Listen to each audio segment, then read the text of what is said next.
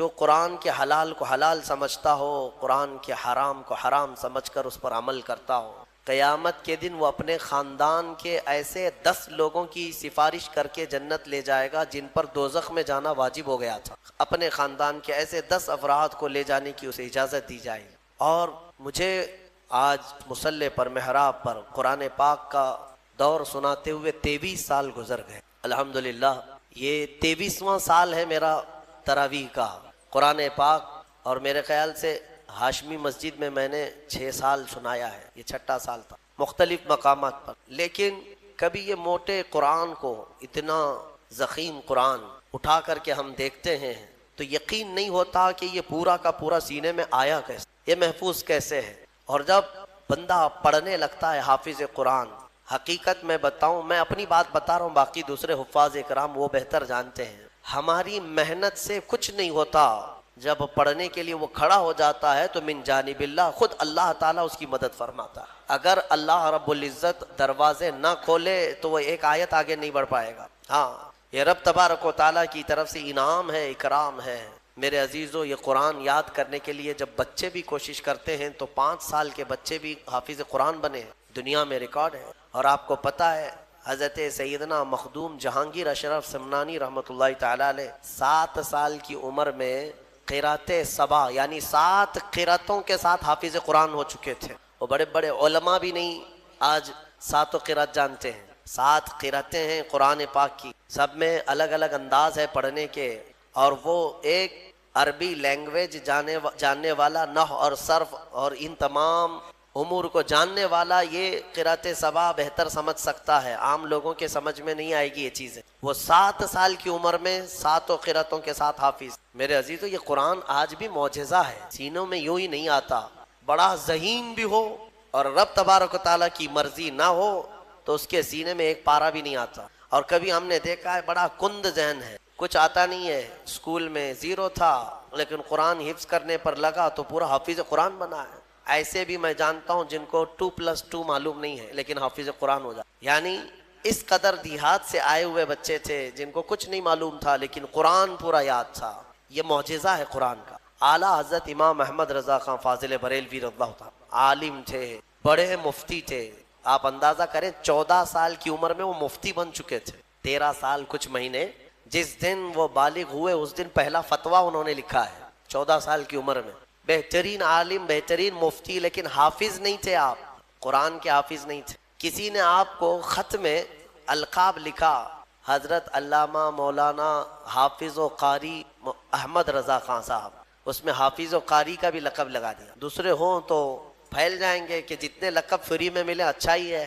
اعلیٰ حضرت نے دیکھا کہ میں حافظ ہوں نہیں اور لوگ مجھے حافظ سمجھ رہے ہیں۔ یہ شعبان کی آخری تاریخ تھی، شاید دوسرے دن سے رمضان شروع ہو رہا تھا۔ آپ نے اس خط والے کے گمان کے مطابق اپنے آپ کو اتارنے کے لیے عزم کر لیا کہ اس کے خط کا جواب بعد میں لکھوں گا، حافظ قرآن پہلے بنوں گا، کیونکہ اس نے حافظ کہا ہے مجھے، حافظ قرآن کہا۔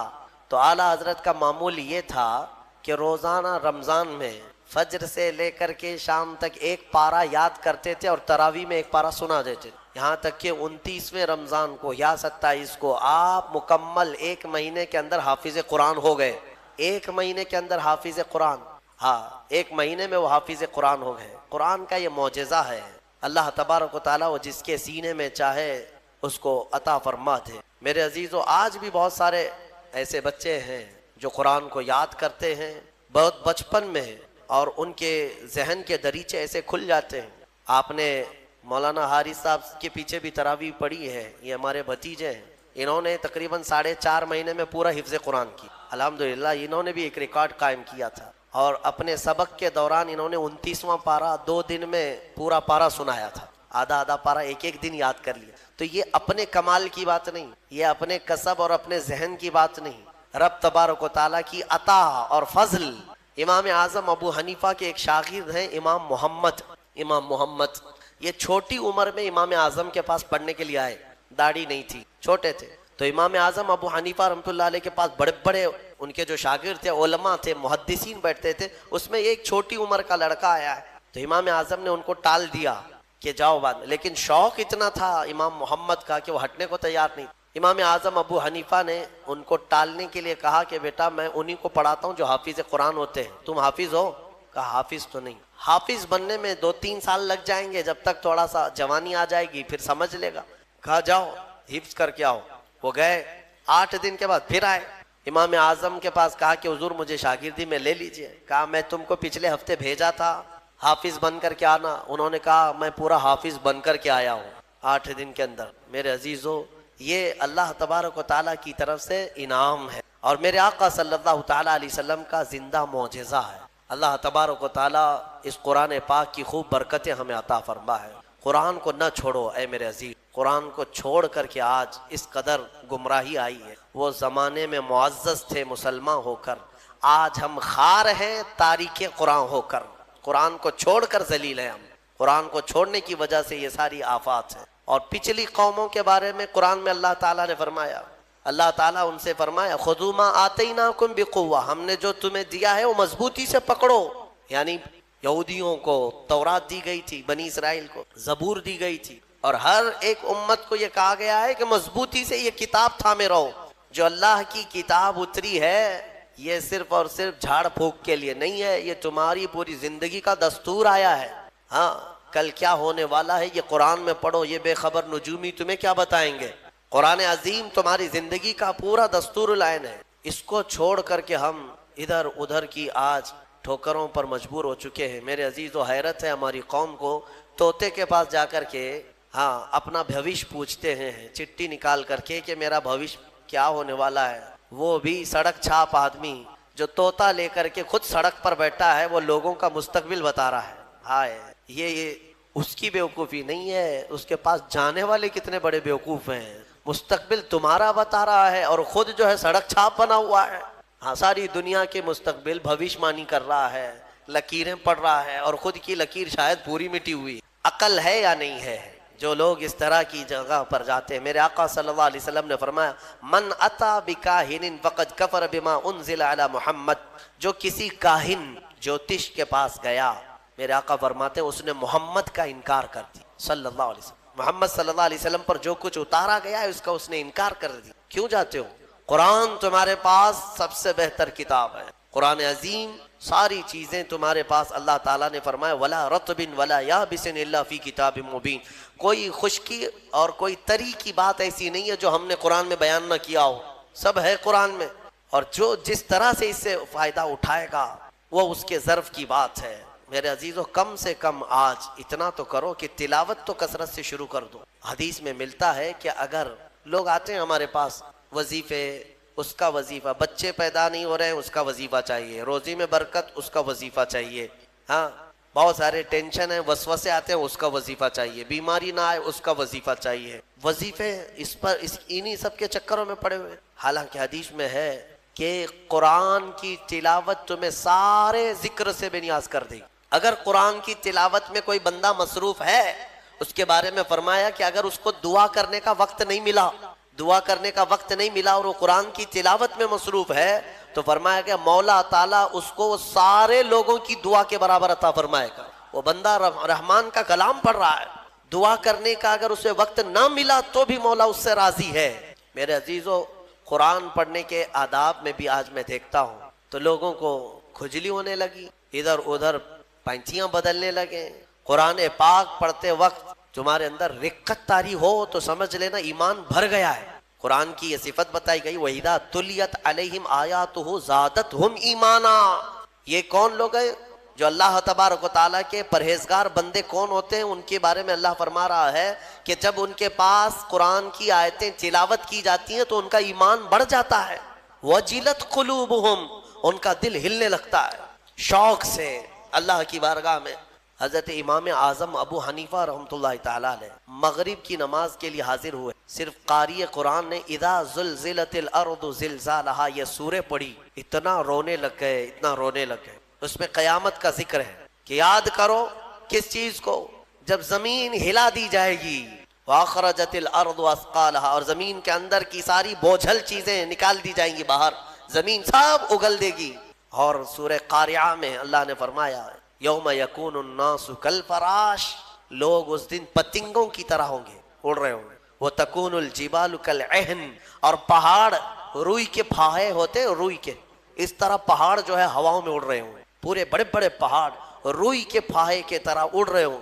اللہ نے قرآن پاک میں جو قیامت کے تذکرے فرمائے، امام اعظم ابو حنیفہ صرف سورہ زلزال پڑھتے رہ گئے، عشاء کا وقت آیا، عشاء پڑھی، پھر کھڑے ہو گئے، صرف یہی اذا زلزلت الارض زلزالہا، اسی میں رہ گئے۔ اتنا روتے کہ ان کی داڑھی سے آنسوؤں کا پانی ٹپ ٹپ ٹپ گرنے لگا مسجد کے اندر۔ آپ کی عمر اس وقت قریب 70 سال کی۔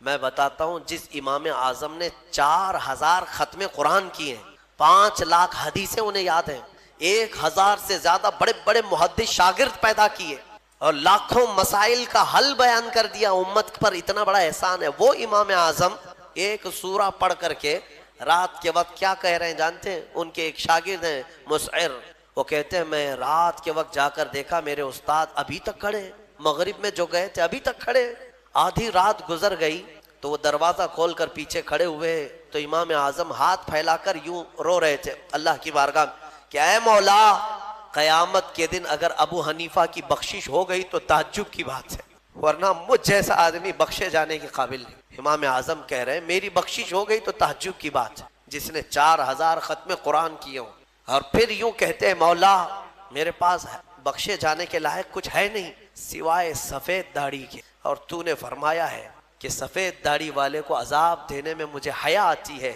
مولا میری سفید داڑھی کو دیکھ کر مجھے معاف کر دے۔ یہ قرآن میں محو ہونے والوں کا انداز ہے، اور ہمارے ہاں برسوں ہو جاتے ہیں ہم خوف الہی سے نہ روتے ہیں نہ ہی ہمارے جسم ہلتے ہیں۔ ہمیں کس چیز کا غرور ہے؟ ہمیں کس چیز سے اطراء ہے؟ کیا ہے ہمارے پاس؟ دنیا کے جو سب سے اچھے لوگ تھے وہ صحابہ تھے۔ ایک بار وہ زور سے ہنس رہے تھے تو میرے آقا نے صرف ان کو اتنی بات پر پوچھا کیا تم سبوں نے قیامت کی تیاری کر لی؟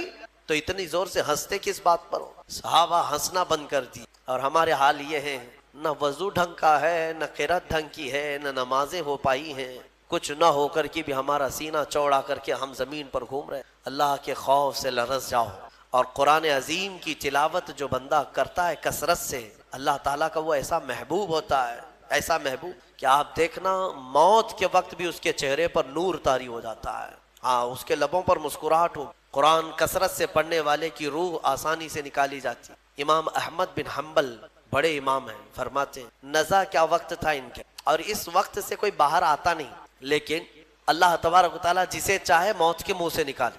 ان کے ساتھ ایسا ہوا کہ قریب موت کا وقت آ گیا اور سانس جو ہے پھڑکنے لگ گئی، ہلکی ہلکی ہو گئی، لگتا کہ اب روح نکلے گی، تب روح نکلے۔ اسی اسنا میں وہ کہتے ہیں کہ شیطان قریب آ گیا، شدت کی پیاس لگی، اور شیطان، کس کی بات کر رہا ہوں؟ امام احمد بن حنبل، شدت کی پیاس لگی تھی اور وہ پانی لے کر قریب آیا اور بار بار مجھے اپنی طرف بلاتا تھا، کیونکہ پانی کے لیے آدمی کہیں پر بھی چلا جائے۔ وہ کہتے ہیں کہ مجھے اندازہ تھا کہ یہ ابلیس ہے، مجھے بہکا رہا ہے، لیکن پانی کی خواہش بھی ہے۔ اور اس کے بعد وہ آپ سے بحث کرنے لگا کچھ معاملات پر، موت کے قریب، جبکہ بولنے کی طاقت بھی نہیں۔ تو اچانک ایک خوبصورت نوجوان آیا، اس نے گھونسے مار مار کر کے شیطان کو بھگا دیا۔ شیطان بھاگ گیا، ڈر کر کے بھاگا۔ امام احمد بن حنبل کہتے ہیں مجھے سکون ہوا، کم سے کم اس کی شرارتوں سے بچ گیا۔ وہ نوجوان اتنا حسین تھا، بہت خوبصورت تھا۔ میں نے اس سے پوچھا کہ میں نے تجھے زندگی میں کبھی دیکھا نہیں، تو کون ہے؟ وہ نوجوان کہتا ہے احمد بن حنبل میں سورہ یاسین ہوں، جس کو تم روزانہ تلاوت کرتے تھے۔ اللہ نے مجھے آج یہ شکل دی اور اس ابلیس کو میں نے مار کر بھگایا کہ تمہاری نزا میں وہ تمہیں گمراہ نہ کر سکے۔ بہرحال یہ کیفیت ان کی ختم ہوئی، آپ نے یہ بیان کیا، پھر بعد میں دوبارہ آپ شاید نزا کے عالم میں گئے اور انتقال ہوا۔ لیکن میرے عزیزو اندازہ کرو، اتنے بڑے امام جن کا حال یہ ہے کہ لاکھوں حدیثوں کے وہ حافظ ہیں، ان کے ساتھ ابلیس اخیر وقت میں ایسے شدت سے گمراہ کرنے کی کوشش کرتا ہے، تو ہمارا اور تمہارا کیا حال ہوگا؟ اگر کوئی چیز اس وقت بچائے گی تو یہ اللہ کا کلام۔ یہاں تک کہ جب قبر میں دفن کر کے لوگ چلے جاتے ہیں تو قبر کے حالات بہت سخت ہیں۔ قبر بڑی چھوٹی ہے، ہم خود ہی کھودتے ہیں، جانتے ہیں کتنی قبر ہوتی۔ اپنے مردوں کو آپ دفنا کر کے آتے ہیں، اتنی ہوتی ہے کہ کروٹ بھی نہیں لے پاتا مردہ، اور وہ بھی اس کو اتنا ٹائٹ کر کے نیچے پتھر یا اینٹ، یہ ڈھیلے سب رکھ کر کے قبلے کی طرف کر کے اس کو بند کر کے آ جاتے ہیں۔ پتہ ہے کس قدر گھبراہٹ ہوتی، بہت گھبراہٹ ہوتی۔ یہ مت سمجھنا کہ مردے کو اب کچھ پتہ نہیں چلتا، یہاں تک کہ حدیث میں ہے تمہارے چلنے کے چپلوں کی آواز تک وہ مردہ سنتا ہے، بولنے کی آواز تو چھوڑے، چلنے کی آواز بھی وہ قبر میں سنتا ہے۔ ہر چیز، زندوں کے کانوں سے زیادہ کان اس کے تیز سنائی دیتا ہے۔ اور جب لوگ چھوڑ کر کے جا رہے ہوتے ہیں وہ اس قدر گھبراہٹ کا شکار ہوتا ہے کہ اس تنگ و تاریک کوٹھری میں پہلی بار اس کو ڈالا گیا ہے، زندگی بھر کبھی اتنے چھوٹے گڑھے میں نہیں سویا۔ ہاں، اب حضور پاک صلی اللہ علیہ وسلم نے فرمایا ہے، رشتہ داروں کو بھی کہا ہے کہ دفنانے کے بعد تھوڑی دیر بیٹھ جاؤ قبر کے پاس کہ اس کی گھبراہٹ کم ہو۔ لیکن کون بیٹھتا کون ہے؟ سب کو اپنی جلدی ہے، عزیز لوگ بھی نہیں بیٹھتے، نکل آتے ہیں، بھائی ہوں، باپ ہوں، بیٹے ہوں، سب نکل کر کے آ جاتے ہیں الا ماشاء اللہ۔ لیکن اس اندھیری قبر میں جب لوگ قبرستان سے آ جاتے ہیں، عجیب و غریب آوازیں مردے کو سنائی دینے لگتی، زمین ہلنے لگتی ہے اور دونوں جانب سے دباتی ہے زمین۔ میرے آقا صلی اللہ علیہ وسلم نے فرمایا ان ضغطۃ القبر حق، قبر کا جھٹکا دینا حق ہے، ہر ایک کے ساتھ ہوگا۔ تو اللہ تبارک و تعالیٰ نے ان لوگوں کے رد میں یہ آیت نازل فرمائی جو مدینے میں مسلمانوں کو خرچ کرنے سے روکتے تھے۔ کچھ منافق مومنین کے پاس آ کر یوں کہتے کہ تم سارا مال رسول پاک صلی اللہ علیہ وسلم کے پاس لٹا دیتے ہو، سب کا سب تم خرچ کر رہے ہو، خیرات کر رہے ہو، برے وقت کے لیے کچھ تو بچا کر کے رکھو، جس کو کہتے ہیں آڑے وقت کے لیے کچھ بچا کر کے رکھو۔ تو اللہ تبارک و تعالیٰ ان کے رد میں یوں فرمایا کہ بے شک اللہ کسی پر ایک ذرہ برابر بھی ظلم نہیں کرتا۔ اگر اس نے تمہیں راہ خدا میں خرچ کرنے کا حکم دیا ہے تو یہ نہ سمجھو کہ تم پر اس نے ظلم کیا، بلکہ وہ تمہارے فائدے کے لیے فرما رہا ہے کہ تم اگر دو گے تو میں اپنے خزانے سے اور بڑھا کر کے دوں گا تمہارے نفع کے لیے۔ اس کی مثال یوں ہی سمجھ لیں، آپ کے جیب میں 4 سکے پڑے ہوئے ہیں، آپ کی جیب میں 4 سکے ہیں اور میرے پاس 100 سکے رکھے ہوئے ہیں، اور میں یہ چاہتا ہوں کہ اس جیب میں ڈالوں جو پورا خالی ہو جائے، اس جیب میں ڈالوں جو پورا خالی ہو جائے۔ تمہارے پاس 4 سکے تھے، میں نے کہا وہ 4 نکال دو، میں ڈال دوں گا، تمہیں بھروسہ نہیں ہوا میری بات پر، وہ 4 کو ہی دبا کر کے رکھے رہے ہیں، جبکہ اگر وہ 4 نکالتے تو میں کتنے ڈالتا؟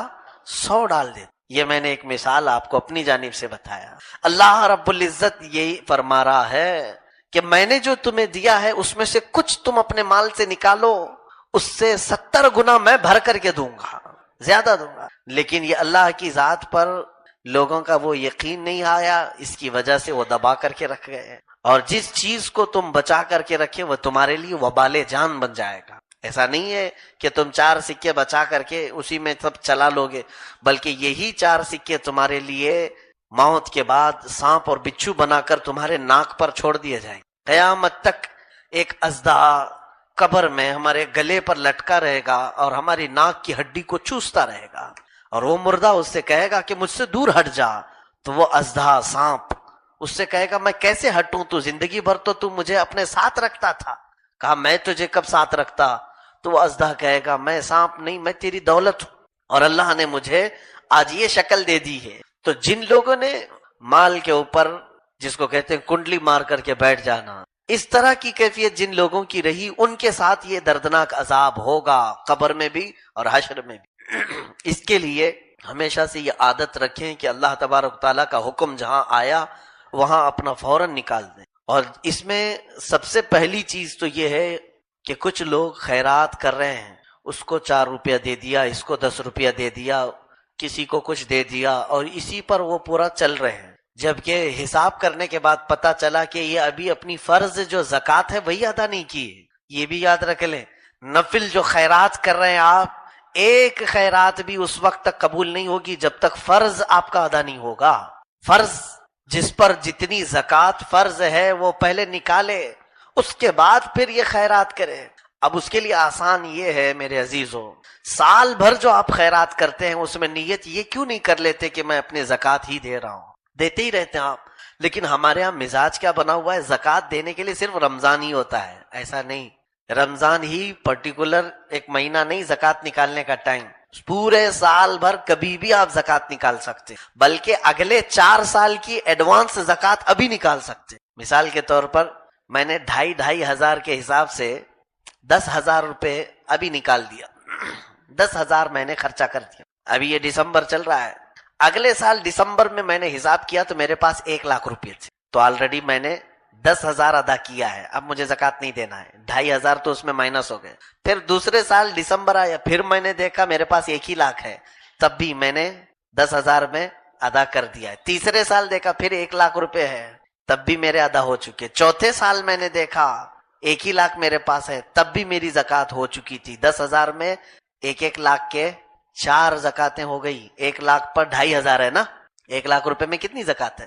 اگر میں نے 10,000 نکالے تھے تو 4,00,000 کی زکات تو میں نکال چکا ہوں۔ تو کچھ لوگ سوال مجھ سے یہ پوچھ رہے تھے، اس کو میں نے رمضان میں بھی بتایا کہ ایسا ہے حضرت، ہم لوگ زکات نکالتے ہیں، جیسے ہماری زکات 1,00,000 روپے نکل گئی، 2,00,000 روپے نکل جاتی ہے، تو ہم ایک ساتھ نہیں دیتے، کیونکہ سال بھر ہمارے پاس اور بھی مانگنے والے آتے رہتے ہیں، تو ہم زکات نکال کر کے سائیڈ میں رکھتے ہیں، تو جیسے جیسے ضرورت مند آتے رہتے ہم وہ زکات دیتے رہتے۔ تو یہ صحیح ہے یا نہیں؟ زکات تو آپ نے نکال دیا اور سائیڈ میں رکھ دیا ہے، اگلے سال رمضان آنے تک بیچ میں نہ جانے کسی کی شادی آئی، کوئی فقیر آیا، کوئی یتیم، کوئی بیوہ، ہم اس کو دیتے رہتے۔ زکات تو ہم دیتے ہیں لیکن سال بھر دیتے رہتے۔ تو میں نے یہی عرض کیا، میرے عزیز تم زکات تو نکال کر کے سائیڈ میں رکھے ہو، لیکن اگلے رمضان تک جیو گی یہ گارنٹی کون دے رہا ہے؟ اگر اس بیچ میں تم انتقال کر گئے تو تمہاری زکات ادا نہیں، ویسے رکھی کی رکھی رہ گئی۔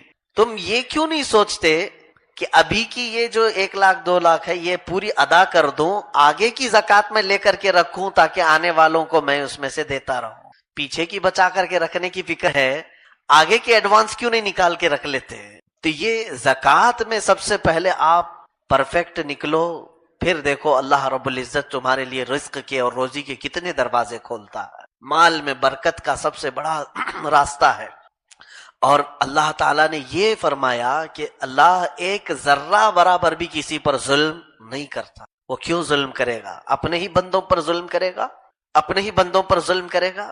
اس طرح کی ایک روایت ہمیں ملتی ہے حضرت ایوب علیہ السلام کے متعلق کہ اللہ عز و جل نے، وہ اللہ تبارک تعالیٰ کی بارگاہ میں عرض کرتے ہیں کہ مولا یہ تیرے نافرمان بندے، ان کو اتنی نصیحت کرو، انہیں اتنا سمجھاؤ، باز نہیں آتے، تیری زمین پر تیری نافرمانی کرتے ہیں، ایک ساتھ عذاب دے کر انہیں ہلاک کیوں نہیں کر دیتا پورے کے پورے نافرمانوں کو؟ اللہ رب العزت نے فرمایا اپنے نبی سے کہ اس کا جواب ہم تمہیں دیں گے۔ اللہ تعالیٰ نے حکم فرمایا، اے ایوب، جس بھی نبی کے متعلق یہ روایت ہے، فرمایا کہ تم مٹی کے کچھ مٹکے بناؤ اور اس میں خوب نقش و نگار کرو، اچھے سے اچھے ڈیزائن ترتیب دو۔ اللہ کا حکم تھا تو انہوں نے بنانا شروع کیا، ہر مٹکے کو، ہر مٹی کے مٹکے کو اچھے سے اچھا ڈیزائن بناتے، کافی مٹکے بن گئے لائن سے، قطار سے، کئی مہینے لگ گئے اس میں۔